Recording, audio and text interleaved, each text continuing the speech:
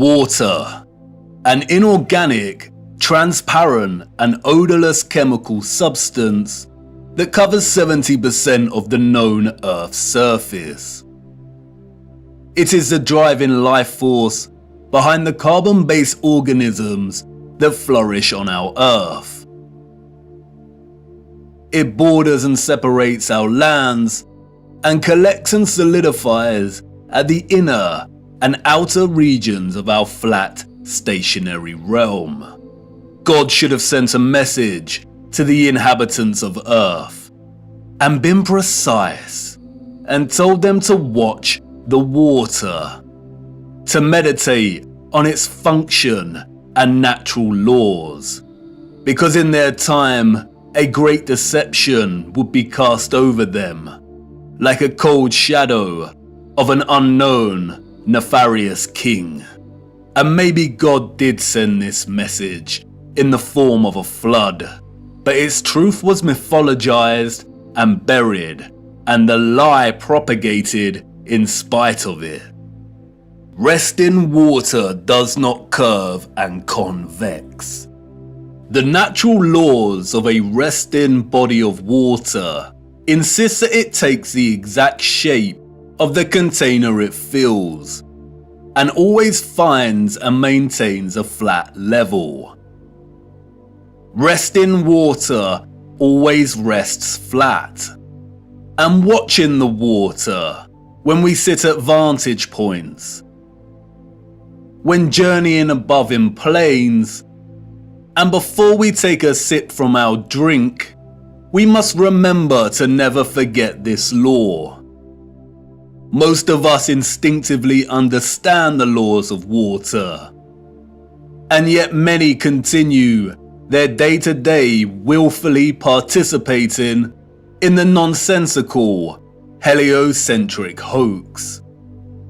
But for us that know that our Earth is not a spinning planet in an infinite vacuum of space, the ones that have studied the sun diligently and realize that it is the sun that is moving and not the Earth, the ones that have plotted the illogical routes of flight paths on a globe model and concluded that the model is incorrect, the ones that know that the laws of density govern the rise and fall of objects and have studied vanishing points, the ones that have forsaken conventional telescopic lenses, pondered rainbows, sundogs, and the stars above us know that we reside within a dome firmament, and there exists water above us, and the ones that understand that our entire enclosed Earth system is governed by electromagnetism, frequency, and vibration that emanates from a central magnetic North Pole. We are the ones that scratch our heads and wonder how on earth we got in this heliocentric mess in the first place. And if meditating on the stars in the water beyond our firmament long enough, and on the electromagnetism, frequencies and vibrations that make them twinkle through so many shades of vibrant colours and geometric patterns, one might perhaps, just perhaps, ask, is there something more to electromagnetism? Something that has been missed or overlooked? Something untold or hidden? Electromagnetism is a fundamental force of Earth. The electromagnetic field takes the form of a torus in which all electromagnetism, frequency and vibration flows. A toroid is a revolving surface that takes the shape of a donut. Toroidal inductors and transformers are central to generating electric energy. There are many ways in which electromagnetism can be produced. We've looked at some before. We know that a magnetic field can produce electricity, and that electricity can produce a magnetic field. It works both ways. Magnetism and electricity are inextricable. It is a dance of polarity. Electric charges either repel or attract each other. Magnetic poles attract or repel one another. For every North Pole, there is a corresponding South Pole. An electric current passing inside a wire creates a corresponding magnetic field outside of the wire. And an electric current is created in a loop of wire when it is moved toward or away from a magnetic field. Horseshoe magnets are powerful permanent magnets. Due to their shape, in which both magnetic poles are close together, a powerful, strong magnetic field is produced. The horseshoe magnet can also function as an electromagnet. The first ever electromagnet was invented in 1824, we are told, and was in the form of a horseshoe magnet. Its power was evident from the beginning. It weighed only 200 grams, but could lift 4 kilograms of iron. The key to the horseshoe magnet's power is the placement of its poles. You can see the magnetic field here, represented by the vector lines. If you look closely, you can see the concentration of the magnetic field is greater near the poles of the magnet. Since as far back as we can remember, we have been presented with and entertained ideas of the future. Not necessarily our future as individuals, but the future of humanity, technology, and society at large. Whether it is in the form of Hollywood movies, you know the ones, the action films, the science fiction sagas, and the animated kind, or literature, music, and art exhibitions. In these we see our technology taken to its limits. Crafts fly, computers live, robots help out, holographic screens decorate every room. Cities continue to grow upward into dominating skylines. Some can teleport, and space travel is now possible and the accepted norm. Outside of fiction, we also have sobering documentaries telling us where we are heading, usually featuring narration by an old man, lamenting the unstoppable path we are on. It's all very serious. We are destroying our planet, the only one we have. And we have political parties, non-governmental organizations, and the trusted voices and scientific, award-winning geniuses sharing similar messages. And really, when you look closer at both the fiction and the alleged facts, they all share the same underlying premise and principles. We are becoming so technologically advanced that the planet we reside on is no longer enough, or can no longer sustain our activity. The advanced artificial intelligence systems, the flying crafts, the breakthroughs in cloning and medical beds mean that the natural world has suffered as a consequence. And depending on the type of genre you are entertaining, the solution is either 1. For humanity to perish as a result, perhaps destroyed by the very artificial intelligence systems it created in the first place, or perhaps by a natural, lung-choking virus that has mutated and is sweeping the earth to restore natural balance. Or 2, for humans to say goodbye to their lonely little blue ball and head off into space in search of a new home. But you see, there is no globular planet, and there is no space, and therefore all visions of the future are purely fictional, and not particularly innocent. What we don't see emphasized in these visions of the future, however, is the potential of electromagnetism to transform all human life, technology, and society. Which is strange when you consider that all life, and the Earth itself, is impossible without electromagnetism. Why wouldn't visionaries want to explore this in more detail? Could it be that they are not allowed to? Could it be that they are afraid of something? Afraid of us connecting one too many dots, perhaps? And again, horseshoe magnets can act as powerful electromagnets. If a civilization was to advance technologically through the use of electromagnetism, then the horseshoe magnet would certainly have a tremendous role to play in that development. Yes, it certainly would.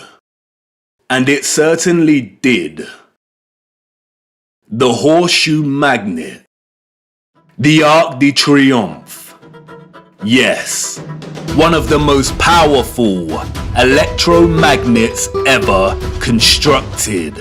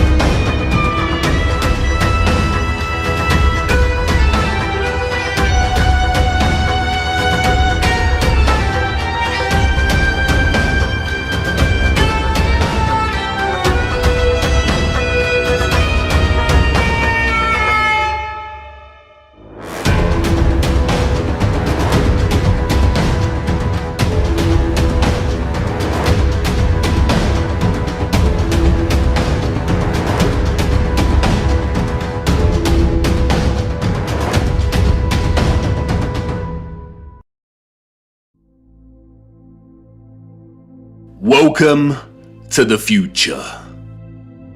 Except it's the past. The future came and went and we missed it. The magnificent architecture we see throughout our realm, in which the official liars and controllers of our world have termed historicist, neoclassical, Renaissance, Gothic, and so on, all belong to one whole unified civilization. A civilization so developed they had harnessed the power of electromagnetism to such a high degree that they not only built these huge structures, but also crafted them with utter finesse and beauty. A celebration of their own technological advancement. The structures were designed with the sole intention of harvesting and generating electromagnetic energy and distributing it across the world. Their cities, towns, an entire way of life ran and depended on the use of free, clean, and powerful electromagnetic energy. The energy was harnessed and collected from the ionosphere above our heads through the use of antennas, spires, domes, and towers. All the impossible structures we see today have been repurposed and rebranded by our controllers and the citizens of the 19th century. This is not a church. This is not a mosque. This is not a castle. And this is not a government building. These are generators, powerful and gargantuous. They would collect and generate the electromagnetic energy, which was then stored in huge power stations and distributed and redirected by sophisticated, advanced structures, one of which is the huge electromagnet, or what we've come to know as triumphal arches. The energy was stored in batteries and capacitors, such as towers and obelisks.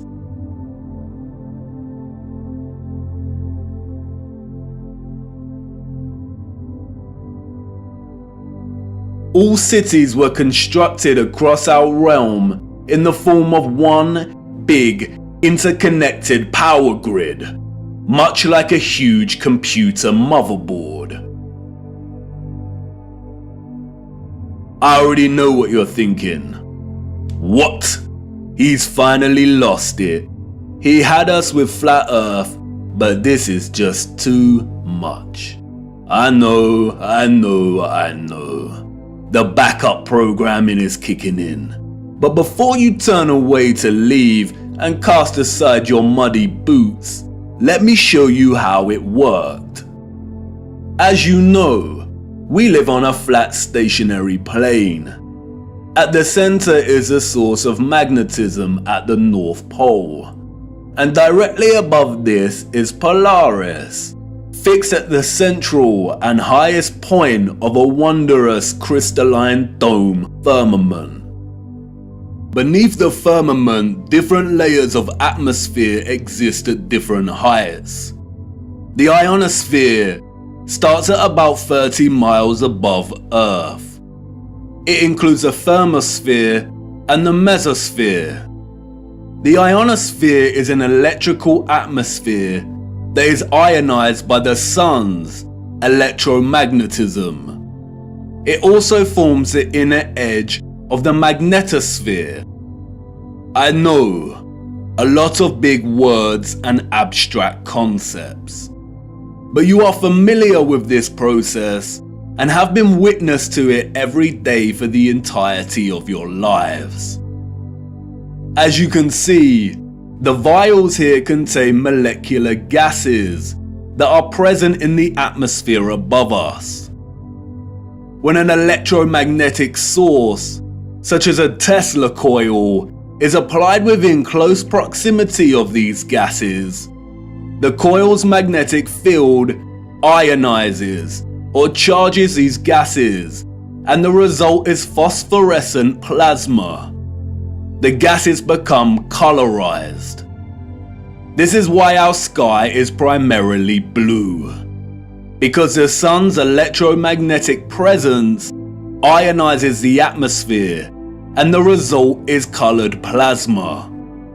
When the sun is entering or exiting our region, or what the liars of the world call sunrise and sunset, we see a variety of color gradients due to its distance from the ionosphere above us. When the sun is no longer journeying above our region, the sky loses its color and we can see the stars in the firmament beyond.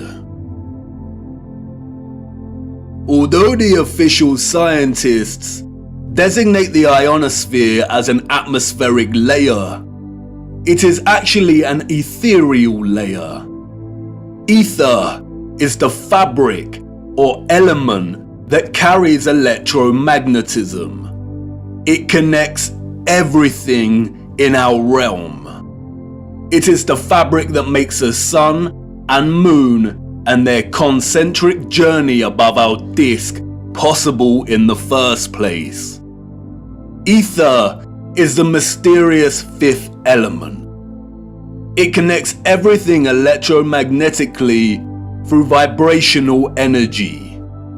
It is the glue, the web, the driving force behind absolutely everything. The four other elements, air, fire, water, and earth, only exist because of the ether. They are expressions of ether's vibrations. Cymatics is a good example of ether's presence. The frequencies fed through the Chladni plate make the sand or salt form precise and complex geometric shapes. The higher the frequency, the more complex the geometric pattern. But what is the conduit that takes the frequency's vibrations and allows the sand to take such shape? That is the ether at work. That's why we see fruits and vegetables that closely resemble cymatic patterns. It is the ether at work. All matter is ethereal, and the shape and form of that matter are different expressions of the ether, determined by frequency and vibration. Ether is the bridge between electromagnetic frequency and vibrational energy and the form of matter itself. You could call it the Holy Spirit of God. The historical and scientific discourse of ether is a deliberately manipulated one. The enemy introduced the truth only to discredit and subsequently bury it. Some of the alleged figures of the past have written on ether. The so-called Aristotle called it the fifth element. James Clerk Maxwell, the so-called father of electromagnetism, spoke of the ether, stating, "In several parts of this treatise, an attempt has been made to explain electromagnetic phenomena by means of mechanical action, transmitted from one body to another by means of a medium occupying the space between them." The undulatory theory of light also assumes the existence of a medium. We have now to show that the properties of the electromagnetic medium are identical with those of the luminiferous medium. The medium he refers to here is the ether. Albert Einstein and others successfully solidified the heliocentric model through fraudulent schools of scientific thought. But even Einstein could not deny the presence of ether. According to the general theory of relativity, space is endowed with physical qualities. In this sense, therefore, there exists an ether. According to the general theory of relativity, space without ether is unthinkable. For in such space there would not only be no propagation of light, but also no possibility of existence for the standards of space and time, measuring rods and clocks, nor therefore any space-time intervals in the physical sense. Even contemporary scientists, under the spell of heliocentrism, admit it is nonsensical to deny ether's existence. Today, the vacuum is recognized as a rich physical medium. A general theory of the vacuum is thus a theory of everything, a universal theory. It would be appropriate to call the vacuum ether once again. Returning to the ethereal ionosphere. As I said, this layer of ether above our heads is a constant sea of electromagnetism, and is responsible for the colored plasma above that we call the sky. The source of its electromagnetism is the sun. It is because of this ionized layer that we get ionospheric lightning in the form of sprites, which in turn influence the thunderstorms below. An ion is a particle, atom, or molecule with a net electrical charge. Electricity is a continuous flow of ions. The electrolytes in our body are ionized. Everything is connected by electromagnetism and the ether. Our highly developed and sophisticated historical ancestors not only understood the workings of the ionosphere and the ether, but they had developed methods to masterfully harvest it as a fuel to power the entire Earth. And while the exact process by which they were able to extract the ether is deliberately hidden from us and remains unknown, the structural remains that humanity has since repurposed and reused as architecture offer us many clues as to how it all worked. The evidence is everywhere for those with eyes to see, and once you see it, it becomes so glaringly obvious that you'll kick yourself for never noticing in the first place. The matter is very complex, and it would take time to really flesh out. So for now, let's have a closer look at some of these structures, and I will introduce some basic concepts. As we continue our journey, we will explore everything in more detail. We see them everywhere. On top of all these magnificent structures, towers, spires, and pinnacles that rise into piercing antennas. It was through these complex antennas that the ether was harvested. You see, after the Great Reset of the 1800s, the enemy fractured the old world's unified understanding of God and created multiple religions to try and hide God and justify the existence of such grand and beautiful technological structures. And I know this may trigger some people, but stay with me, I will not let you down. But for now, it is critical to understand that a lot of the religious icons that adorn and make up these antennas were never indicators of different religions in the old world, nor were they intended to be. They signaled something else entirely. They are usually made from copper and gold. Both are excellent conductors of electricity. In many of the structures we call cathedrals, the symmetrical spikes on the pinnacles worked in a similar fashion, extracting ether from the ionosphere. Once harvested, the energy would inevitably have been drawn down into the top larger portion of these domed structures. When examining many of the interiors of these domes, we come to realize that they rely heavily on symmetrical ornamentation. This is achieved by indentation or cavities in the masonry. In the world of electromagnetism, a cavity resonator works through symmetry to produce oscillation or vibration of energetic particles. Symmetrical shapes force energetic particles or ions to vibrate in a constant manner. Is this why we see perfect symmetrical ornamentation within the ceiling of many domed structures?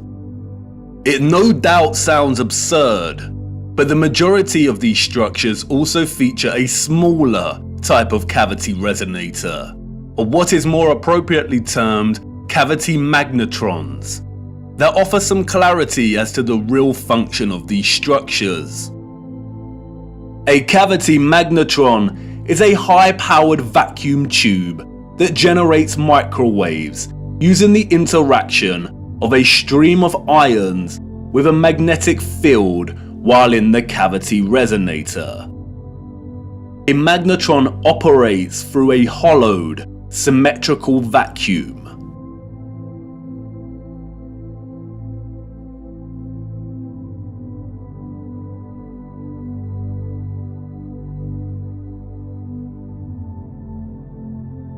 It emits powerful microwaves that can act as a source of free energy.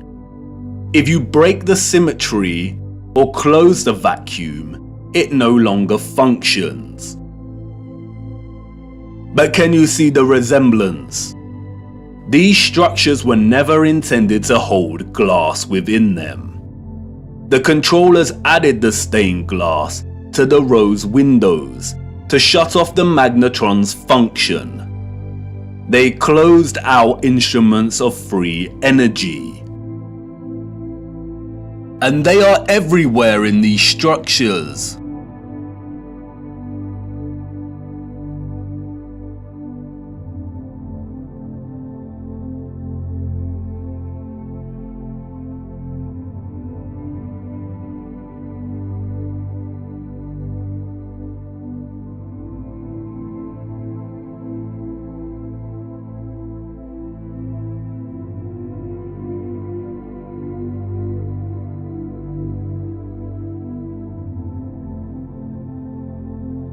Interestingly, if you look at the geometry of entire sections of the structures themselves, then it becomes very evident that they functioned in their entirety like a cavity magnetron to generate energy.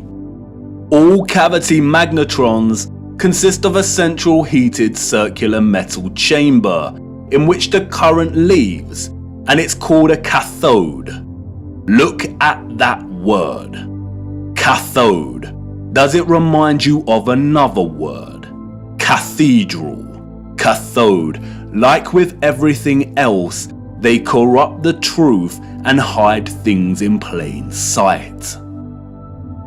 The controllers removed most of the cathodes integral to these cavity magnetrons, but there are some structures today in which you can see traces of the old cathodes still present. The heavy reliance on symmetry and cavities within these structures is not coincidental. The symmetrical ornamentation would have worked in a similar manner, causing the energetic particles to vibrate in a constant manner. The flowers within the squares can be understood as similar to acoustic resonators, working to vibrate the ions. It is here that the energy would have been continually manipulated into vibrational and electromagnetic energy of specific frequencies. Really look at these magnificent acoustic resonators.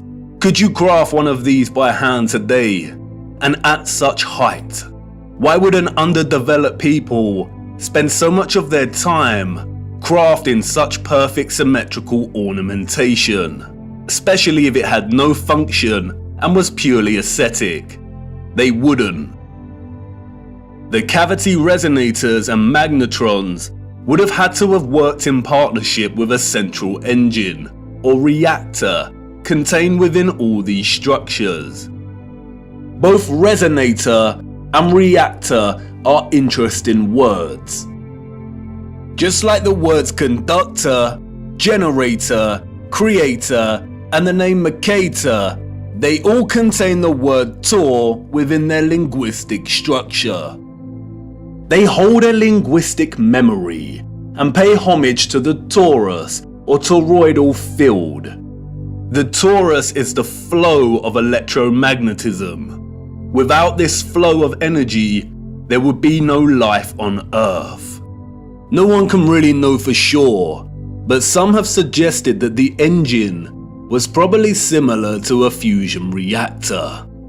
The traces of these engines can be found within all of the larger generators. The empty shell of where the engine used to reside is usually, but not always, octagonal. It's been right in front of our faces the whole time. The controllers remove the engines, sometimes repurposing the space as baptistries and bandstands, sometimes just leaving the base either barren or attempting to cover them up.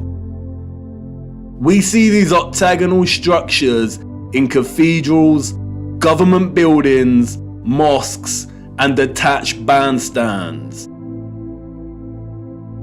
And unless they have been repurposed, these structures seem to hold no overall function. They do not contribute to the overall structure. They appear superfluous and unnecessary. Theories have surfaced that the engines or central technological mechanism was similar to a tokamak. And while I do not subscribe to this idea, which will become evident as to why later in our journey, for now we will use it for illustrative purposes. A tokamak is a powerful device that uses a magnetic field to produce plasma in the form of a torus. The contemporary tokamaks we see are used in thermonuclear fusion power. The tokamak's toroidal field, in conjunction with the vibrating ions from the ether, would have produced a highly conductive electromagnetic field of gases called plasma, just like our sun and ionosphere. If those of the old world used anything closely resembling a tokamak's capability, then the result would have been an abundance of free, powerful, clean electromagnetic energy that could fuel entire cities and the entire Earth. These were never churches, cathedrals, castles, and parliament buildings. They were all huge engine generators.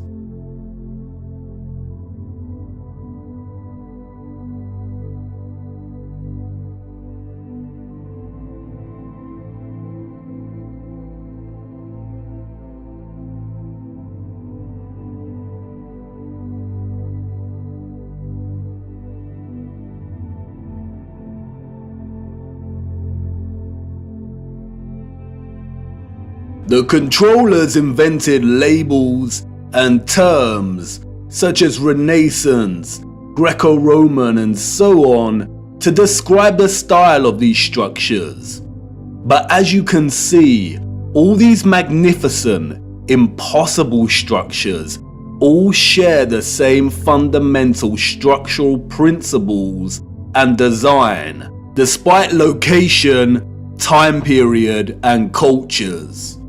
And this is because they were created with the sole purpose of generating energy. And just because these structures were never used for prayer and worship does not mean they were not holy sites. The civilizations of the past had a relationship with the Source and the Holy Spirit, or the Ether, like no other. And they paid homage, reverence, and thanks to it by constructing their generators with such splendor and beauty. And not only that, but they constructed the entirety of their structures, statues, and ornamentation in reverence of this gift, in reverence of the energy production that made their way of life possible in the first place. The laurel wreath, which the satanic controllers have corrupted in their appropriation of the symbol and redesignation of it to represent Apollo and Lucifer, is in fact a toroidal coil. And we see the toroidal coil throughout the old world's infrastructure, as simultaneously having both a function and a celebration of this function.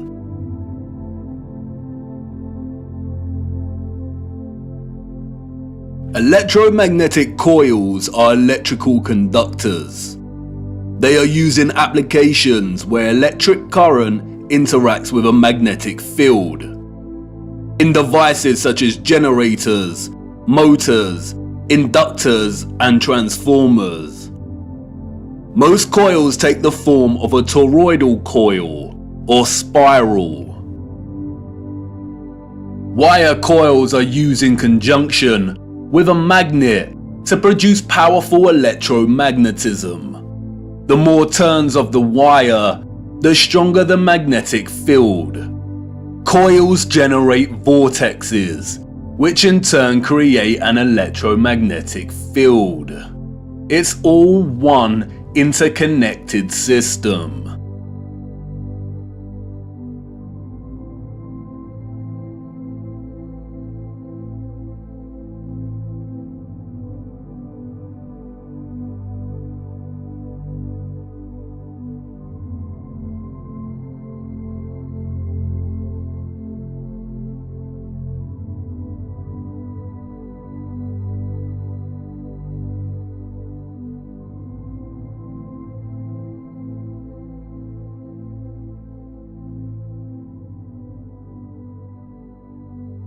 And we see it everywhere. This is what columns and rotundas were used for. Powerful coils to generate electromagnetism and carry the current in loops. The torus is found at the base of pretty much every column found throughout our realm. It is everywhere. Look at the movement of electricity through a wire and the simultaneous magnetic field it produces. This is exactly the shape of a column. And we see this present in all of these gigantic and meticulously crafted columns.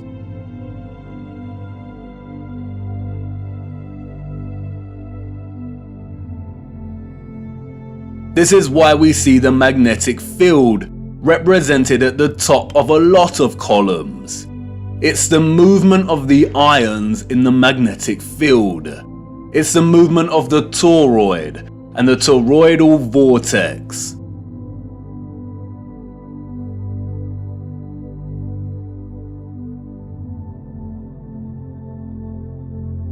As you saw, coils of copper wire are essential in electrifying the magnet. And I know what you want to say. That's great, but the columns and other structures you are referring to are made of stone.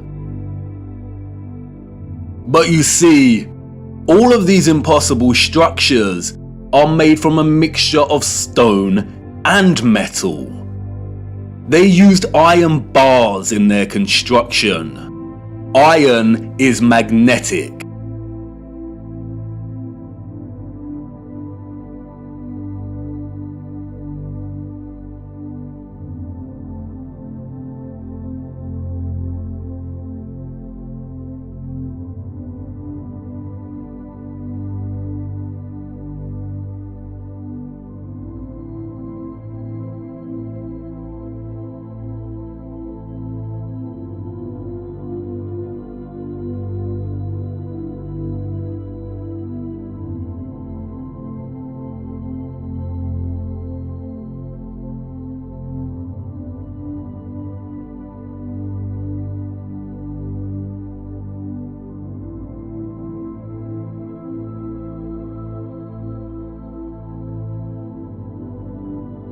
These iron rods run throughout the stone infrastructure and are complemented with copper and gold roofing. Copper and gold are strong conductors of electricity. Often we find entire statues, arches, domes, and roofing made from a distinctive blue copper. Furthermore, the limestone, granite, and dolomite stone is mixed with crystal silicon or quartz. Quartz has strong electric potential. The colonnades and arches we see everywhere were at once integral components to the overall electromagnetic infrastructure, while also constructed in geometric forms that mirror the flow of electromagnetic energy, such as coil loops, horseshoe magnetic fields, and toroidal vortexes. As with everything else constructed in the old world, they were both functional and crafted as a homage to that function. A lot of ethereal energy was stored in structures constructed from red bricks and concrete. Red bricks and concrete are excellent conductors of electricity. They operated as huge capacitors or batteries.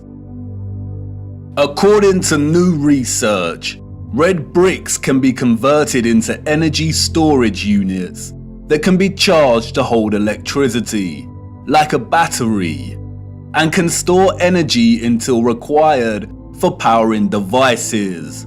The key to this battery-like function inherent within red brick is the iron oxide.